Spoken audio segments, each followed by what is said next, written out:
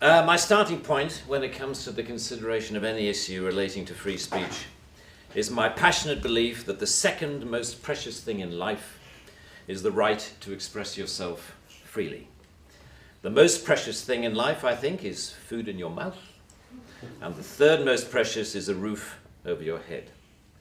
But a fixture for me in the number 2 slot is free expression, just below the need to sustain life itself. That is because I have enjoyed free expression in this country all my professional life and fully expect to continue to do so. Personally, I suspect highly unlikely to be arrested for whatever laws exist to contain free expression because of the undoubtedly privileged position that is afforded to those of a high public profile. So my concerns are less for myself and more for those more vulnerable because of their lower profile.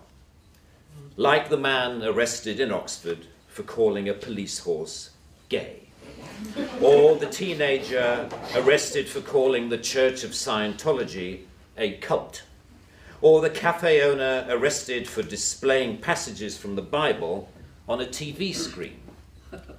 When I heard of some of these more ludicrous offences and charges, I remembered that I had been here before in a fictional context.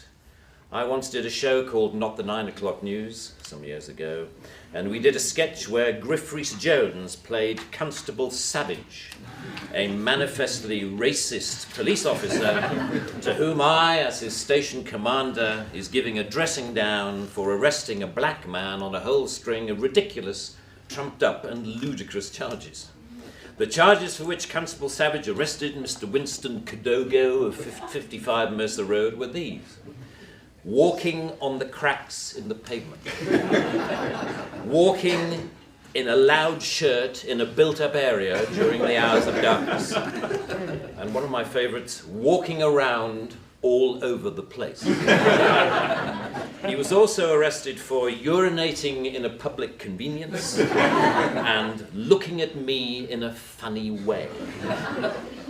Who would have thought that we would end up with a law that would allow life to imitate art so exactly?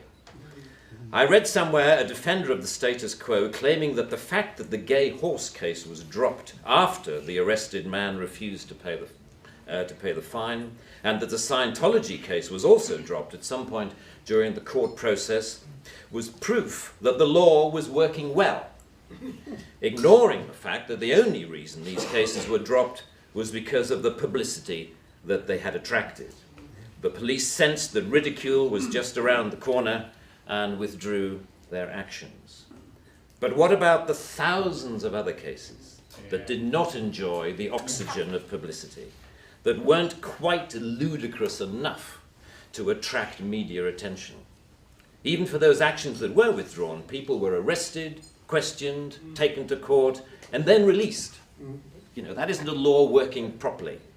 That is censoriousness of the most intimidating kind, guaranteed to have, as Lord Deer says, a chilling effect on free expression and free protest. Parliament's Joint Committee on Human Rights summarised, as you may know, this whole issue very well by saying, while arresting a protester for using threatening or abusive speech may, depending on the circumstances, be a proportionate response, we do not think that language or behaviour that is merely insulting should ever be criminalised in this way. The clear problem with the outlawing of insult is that too many things can be interpreted as such. Criticism is easily construed as insult by certain parties. Ridicule easily construed as insult. Sarcasm, unfavourable comparison, merely stating an alternative point of view to the orthodoxy can be interpreted as insult. And because so many things can be interpreted as insult, it is hardly surprising that so many things have been, as the examples I talked about earlier show.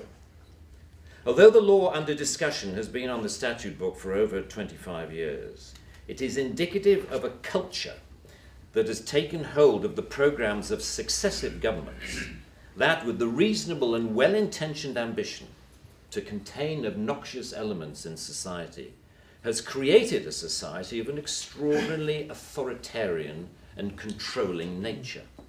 echoes what you might call the new intolerance, a new but intense desire to gag uncomfortable voices of dissent.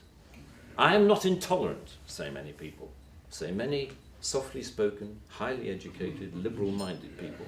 I'm only intolerant of intolerance. And people tend to nod sagely and say, oh yes, wise words, wise words. And yet if you think about this supposedly inarguable statement for longer than 5 seconds, you realize that all it is advocating is the replacement of one kind of intolerance with another, which to me doesn't represent any kind of progress at all. Underlying prejudices, injustices, or resentments are not addressed by arresting people. They are addressed by the issues being aired, argued, and dealt with, preferably outside the legal process. For me, the best way to increase society's resistance to insulting or offensive speech is to allow a lot more of it. As with childhood diseases, you can better resist those germs to which you have been exposed. We need to build our immunity to taking offense so that we can deal with the issues that perfectly justified criticism can raise. Our priority should be to deal with the message, not the messenger. As President Obama said in an address to the United Nations only a month or so ago, laudable efforts to restrict speech can become a tool to silence critics or oppress minorities. The strongest weapon against hateful speech is not repression, it is more speech. And that's the essence of my thesis, more speech.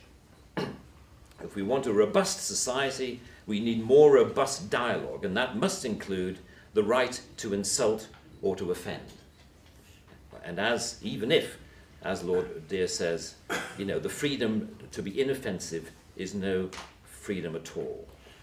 The repeal of this word in this clause will be only a small step, but it will, I hope, be a critical one in what should be a longer-term project to pause and slowly rewind a creeping culture of censoriousness.